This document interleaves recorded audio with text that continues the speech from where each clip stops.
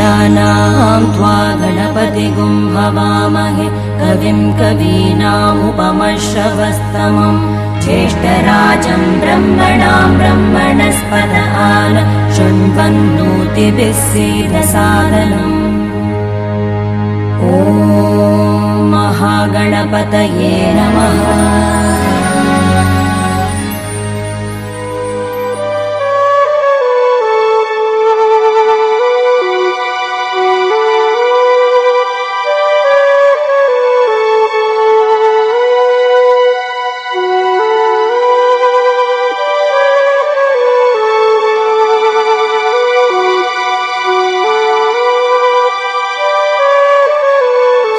శ్వాసక్రియ సాయి గీత హాస్టల్లో ప్రతిరోజు నడిచేది. శ్వాసక్రియ నంబర్ 1 ఎలా చేయాలి? ఇది చెట్టు, మర్రి చెట్టు. సూర్యుడు ఇక్కడి నుంచి వస్తాడు, తూర్పు నుంచి. ఈ కిరణాలు ఈ చెట్టు మీద పడతాయి. ఈ కిరణాలు ఈ ప్రకారంగా చెట్టు మీద పడతాయి. చెట్టు మీద పడ్డ తర్వాత చెట్టులో ఉన్న బలమైన శక్తిని ఆ కిరణాలు తీసుకొచ్చి మనిషి ఇక్కడ నిలబడి ఓంకార ధ్యానం చేసినా, నిలబడ్డ ఏ ప్రాణాయం చేసినప్పటికీ చక్కగా ఆ మనిషి దగ్గరికి వచ్చి శరీరానికి ఎంత ఆక్సిజన్ ఇవ్వాలనో, ఎంత శక్తిని ఇవ్వాలనో, శరీరంలో ఏ అవయాన్ని సరిచేయాలనో చక్కగా ఈ కిరణాలని పూర్తిగా సరిచేస్తాయి. చెట్టు కిరణాలు రెండు కలిసి శరీరంలో లోపాలని ఖండిస్తాయి. లోపాలని ఖండించగా పాపకర్మను కూడా తులసివే శక్తి ఆ సూర్యకిరణాలకు ఉంది. అది శ్వాసక్రియ.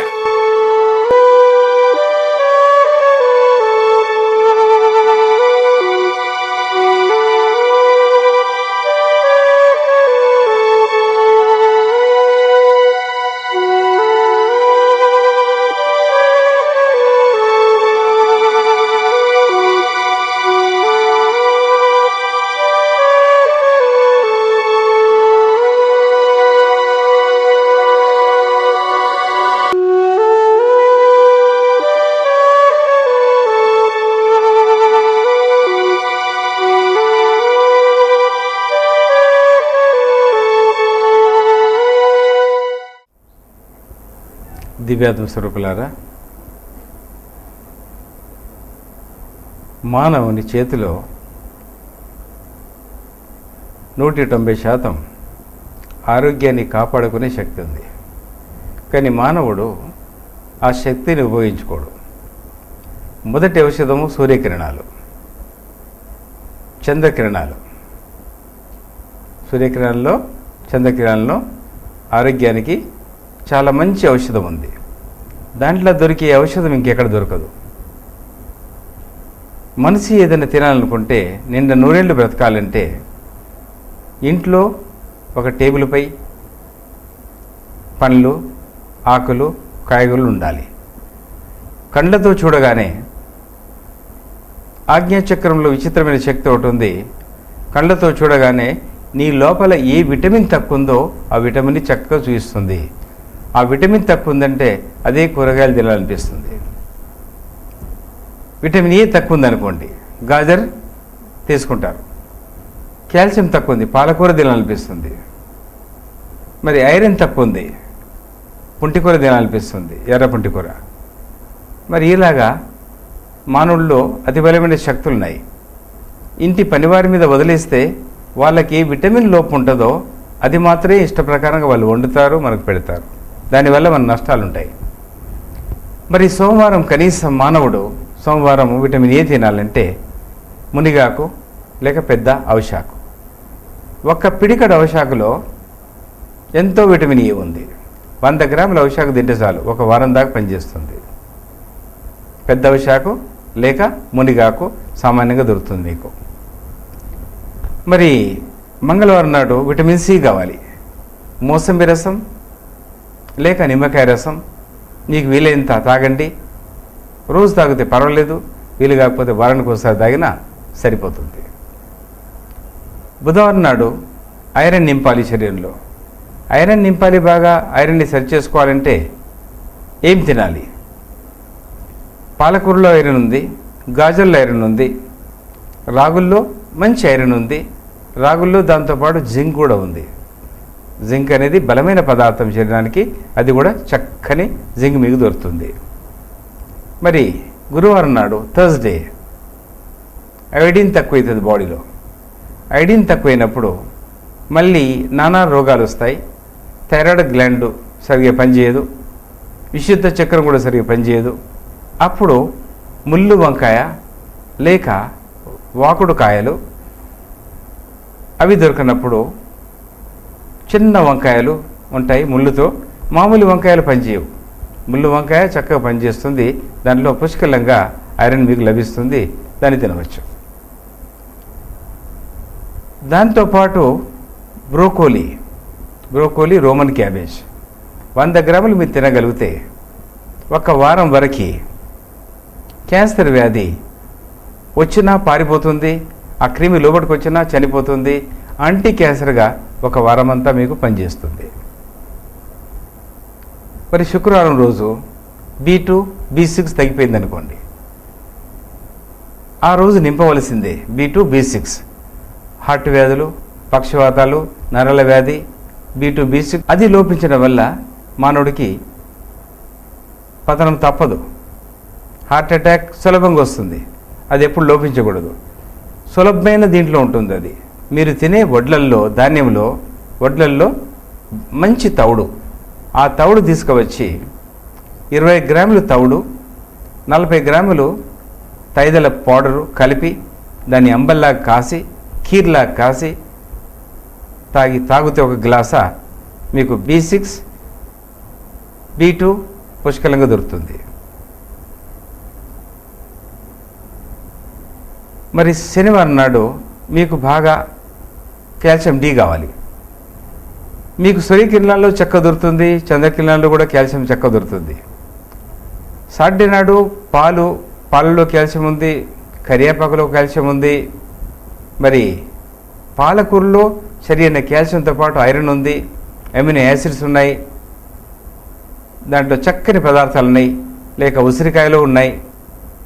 ఒక ఉసిరికాయ తిన్నా సరిపోతుంది, కాల్షియం మీకు ఒక వారం సరిపోయినట్టుగా పనికొస్తుంది.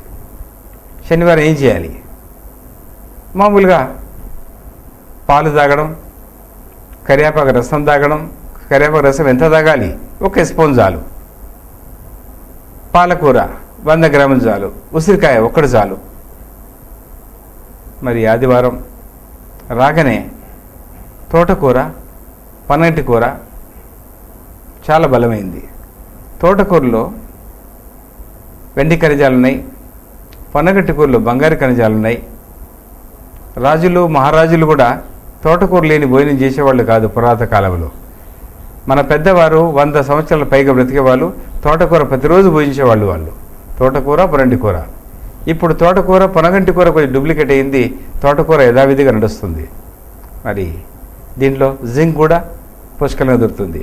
హార్మోన్స్ చాలా చక్కగా దొరుకుతాయి, మినరల్స్ చాలా చక్కగా దొరుకుతాయి. ఈ తోటకూర, పుంటికూరలో ఉన్న ఘన సంపద మీకు ఇంకెక్కడ దొరకదు. మరి దీంతోపాటు మానవుడు సరసయోగం చేయాలి. ప్రాణాయామం, చక్కని ప్రాణాయామం.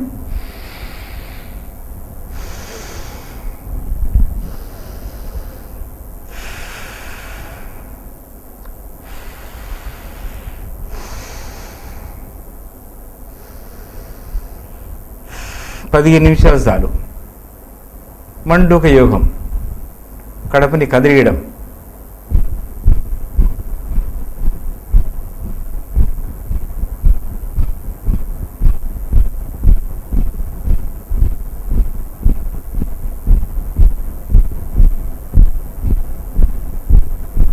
వీలైతే కడుపునే కదిలియాలి.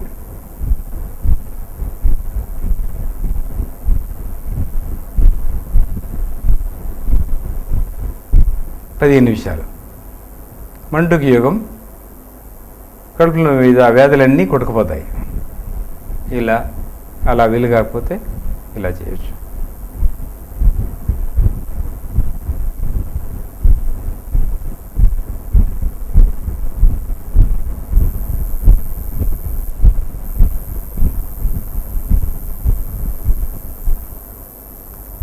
మండుకి యోగం చాలా చక్కగా చేస్తే బాగుంటుంది. మర్కటి యోగం, అక్కడిదక్కడే పరుగులు తీయడం, అక్కడొక్కటే వరకడం చాలా బాగుంటుంది. మరి మానవుడికి మానసిక వ్యాధి తగ్గాల, టెన్షన్ తగ్గాలి, స్ట్రెస్ తగ్గాలంటే బలమైన వృక్షం, శక్తివంతమైన వృక్షం, శివుని ప్రతిరూపం మర్రి చెట్టు, రాగి చెట్టు, మరి విష్ణు ప్రతిరూపం. ఆ చెట్ల కింద గంట సేపు పండుకొనడమో లేక ధ్యానం చేయడమో, వీలైతే అక్కడే పొద్దున్న సాయంత్రం వరకు భోంచేసి అక్కడే ఉండడమో ఎంత మార్పు వస్తుందో మీరే గమనిస్తారు. మీ వయసు పెరిగిపోతుంది, మీ రక్తశుద్ధి అవుతుంది, మీలో ఆక్సిజన్ సరిగ్గా లోపల నిలిచిపోతుంది. ఆక్సిజన్ మాటికి ఉన్న ఆక్సిజన్ వెళ్ళిపోతుండేది, కానీ మర్రి చెట్టు కింద మాత్రం సరి అయిన ఆక్సిజన్ మీకు దొరుకుతుంది. మర్రి చెట్టు కింద పండుకొనడమో లేక ధ్యానం చేయడమో లేక ఆట ఆడుకోవడమో లేక నిద్రపోవడమో ఏది చేసినా చక్కగా పనిచేస్తుంది. మరి హార్ట్ వ్యాధులు గల వాళ్ళు అర్జున చెట్టు కింద కొంపకి యోగం చేయడం లేక అక్కడ నిద్రపోవడం, అక్కడ కూర్చుండడం, 10 నిమిషాలు ప్రదక్షిణ చేయడం, చెట్టుని పూజించడం, దానివల్ల నానా లాభాలు మీకు దొరుకుతాయి.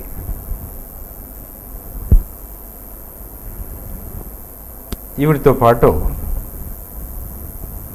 తినే పదార్థాలు, యోగా, మరకట యోగము, సరస యోగము, మండుక యోగం ఇవి చేస్తూ వారానికి ఒక్కసారి కనీసం మర్రి చెట్టుని దర్శించాలి. మర్రి చెట్టు, ఊడల మర్రి సాక్షాత్ శివుని ప్రతిరూపం. ఆ చెట్టు కింద సాధించింది ఏముండదు, అన్నీ సాధించవచ్చు. ఆ చెట్టు కింద ధ్యానం చేయడం, పూజించడం, ప్రదక్షిణాలు చేయడం, అక్కడ నిద్రపోవడం, అటు కూర్చుండడం, దానివల్ల నానా లాభాలు దొరుకుతాయి.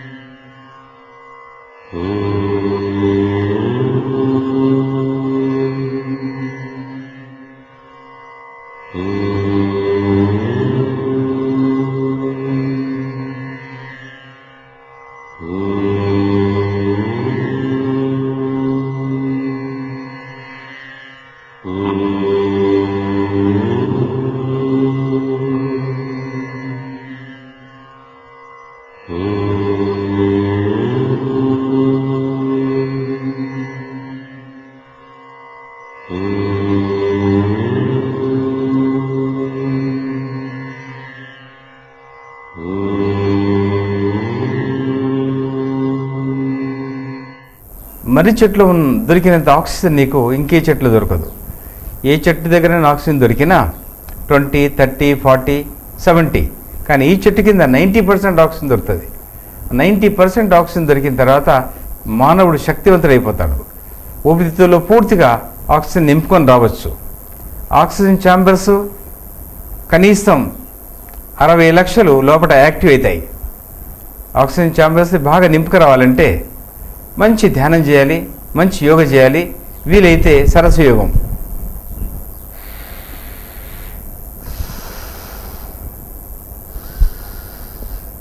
కళ్ళు మూసుకోవాలి, ఎటు ఆలోచించొద్దు ఈ యోగం చేసేటప్పుడు.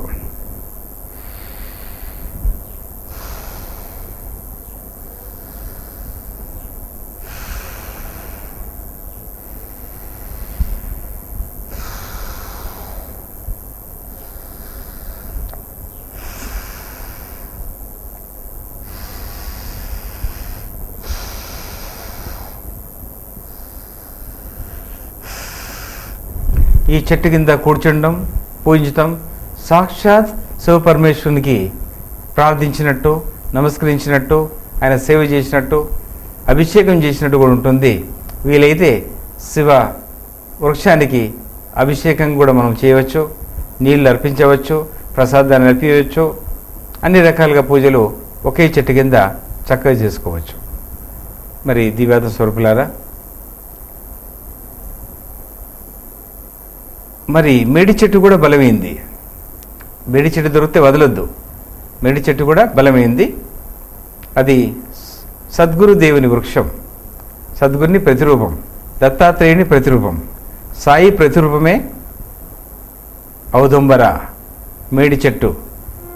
ఆ చెట్టు కింద ఎన్నో శక్తిని మానవుడు సాధించవచ్చు, ఎన్నో శక్తిని సాధించవచ్చు, ఆరోగ్యాన్ని సరిచేసుకోవచ్చు. మరి కోపతాపాన్ని కూడా విడవడానికి అవకాశం ఉంటుంది. పూజించడం వల్ల, ప్రార్థించడం వల్ల, ఆ చెట్టు కింద గంటల తరబడి ఉండడం వల్ల అన్ని రకాలుగా బాగుంటుంది. స్వరూపులారా, యాంటీ క్యాన్సర్ చట్నీ, కరివేపాకు, పుదీనా, కొత్తిమీర, సోయకూర 250 గ్రామ్ చొప్పున తీసుకోవాలి. దీంట్లో పసుపు 1 గ్రామ్, 1 గ్రామ్ అల్లం, 1/2 గ్రామ్ ఎల్లిపాయలు, 1 టమాటా, దీనికి తగిన నూనె కానీ ఇతర కారం ఏదైనా వేసుకోవచ్చు, మిరపకాయలు వేసుకోవచ్చు. వేసుకొని ఈ చట్నీని తయారు చేసుకోవాలి.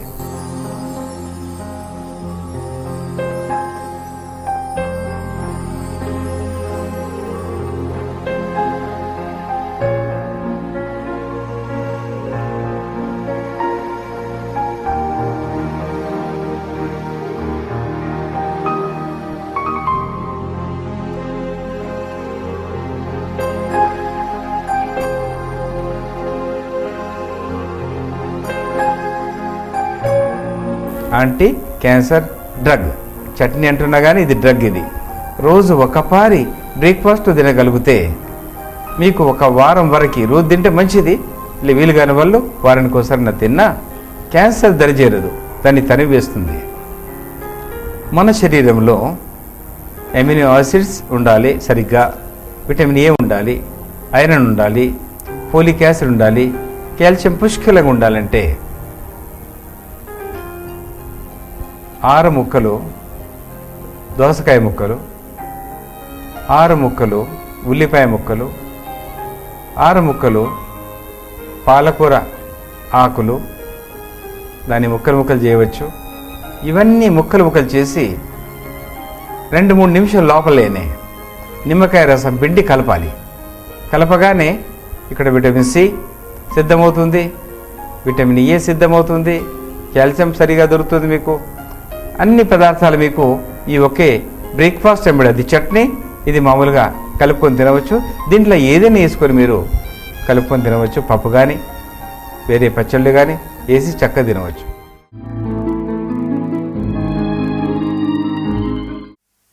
నా అనుభవం ప్రకారంగా ఇన్నేళ్ళ అనుభవం, చిన్నప్పటి నుంచి ఒక నామంతో, ఒకటే ఒక నామం,